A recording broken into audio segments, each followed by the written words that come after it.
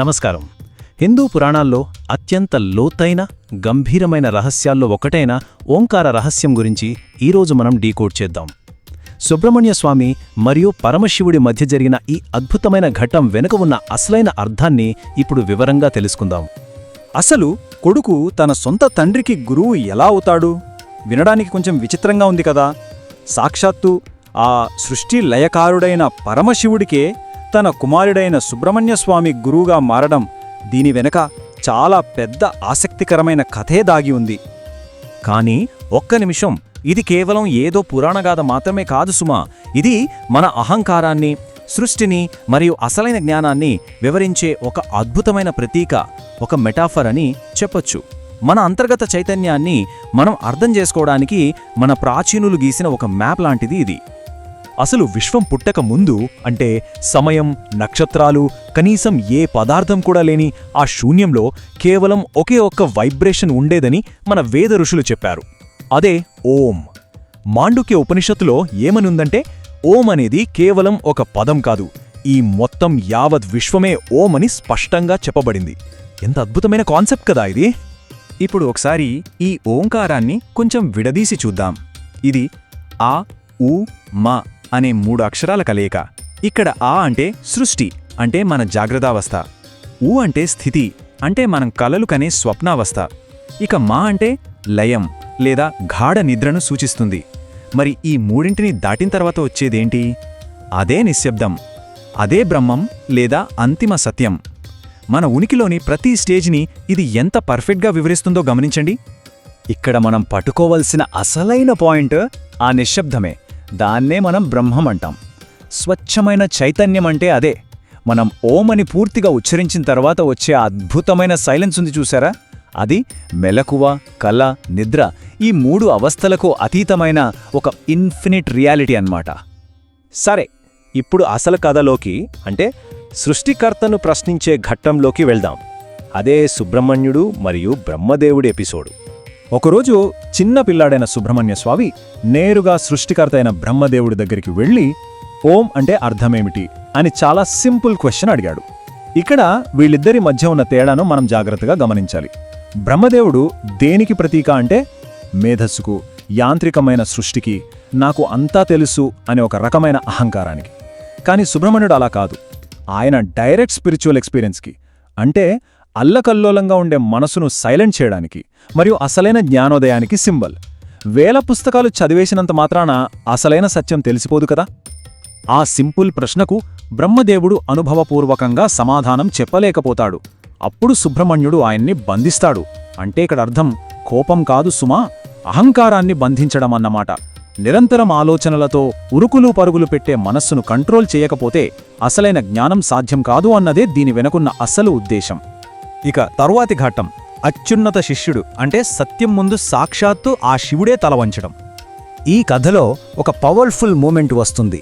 అదేంటంటే, సాక్షాత్తు ఆ పరమశివుడు స్వయంగా తన సొంత కొడుకుని ఓంకారానికి అర్థం నాకు వివరించు అని వినయంగా అడగడం.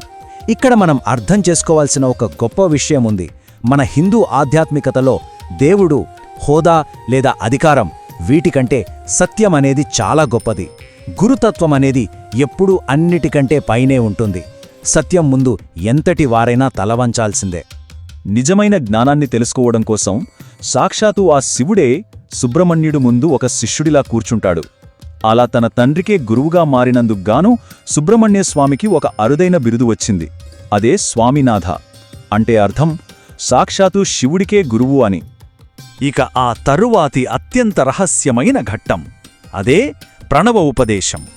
అప్పుడు సుబ్రహ్మణ్యస్వామి ఆ ఓంకార రహస్యాన్ని శివుని చెవిలో రహస్యంగా గుసగుసగా ఉపదేశిస్తాడు. అసలు ఒక డౌట్ రావచ్చు, ఈ ఉపదేశం ఎందుకు అంత రహస్యంగా చెవిలో చెప్పాలి అని. ఎందుకంటే ఆధ్యాత్మిక సత్యం అనేది చాలా చాలా సూక్ష్మమైనది. దాన్ని మాటల్లో చెప్పలేం. భాషకు కొన్ని లిమిట్స్ ఉంటాయి. ఇక్కడ ఆ నిశ్శబ్దమే ఒక బోధనగా మారుతుంది. అంతిమ సత్యాన్ని మనం కేవలం ఫీల్ అవ్వాలి, కానీ మాటల ద్వారా వివరించలేము. అందుకే ఈ ప్రణవోపదేశం అంత సైలెంట్గా జరిగింది. ఈ కాన్సెప్ట్ని మన అంతర్గత అగ్నికి, అంటే కుండలిని మరియు యోగ శాస్త్రానికి ఎలా కనెక్ట్ చేశారో ఇప్పుడు చూద్దాం. సుబ్రహ్మణ్యస్వామి చేతిలో ఎప్పుడూ ఒక ఆయుధం ఉంటుంది. అదే వేల్. ఇది కేవలం ఒక ఆయుధం అనుకుంటే పొరపాటే.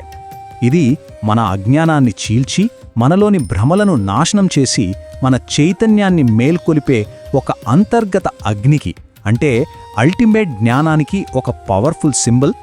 అంతేకాదు, యోగశాస్త్రం ప్రకారం మనం ఓం అని చాంట్ చేసినప్పుడు ఆ శబ్దం మన శరీరంలోని చక్రాల గుండా వైబ్రేట్ అవుతూ పైకి వెళ్తుంది.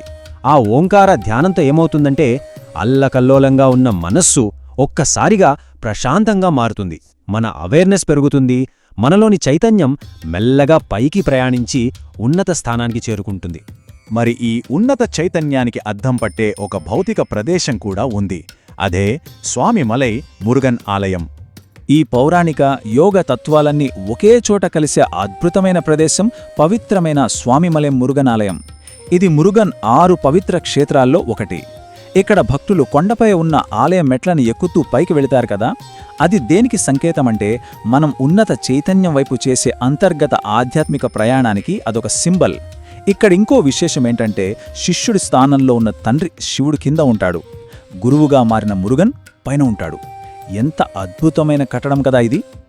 ఎంత సుదీర్ఘమైన కథ ద్వారా మనం అర్థం చేసుకోవాల్సిన ఫైనల్ మెసేజ్ ఒక్కటే: నిజమైన జ్ఞానానికి ముందు కావాల్సిందే వినయం.